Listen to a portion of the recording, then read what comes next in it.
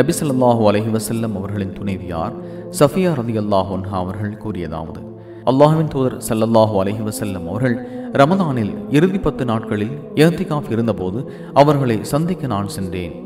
சிறிது நேரம் அவர்களுடன் பேசிவிட்டு எழுந்தேன். அப்போது நபி ஸல்லல்லாஹு அலைஹி வஸல்லம் அவர்களும் என்னுடன் எழுந்து வந்தார்கள். உம்மு சலமா ரலியல்லாஹு அன்ஹா அவர்களின் வீட்டு வாசலுக்கு அருகில் பள்ளிவாசலின் தலைவாயிலை நான் அடைந்தபோது அன்சாரிகளில் இருவர் கடந்து சென்றனர்.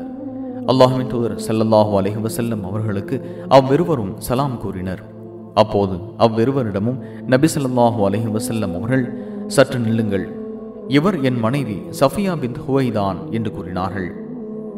அவ்விருவரும் ஆச்சரியத்துடன், சுப்ஹானல்லாஹ், அல்லாஹ் தூயவன், அல்லாஹ்வின் தூதரே, தங்களையா சந்தேகிப்போம் என்றனர்.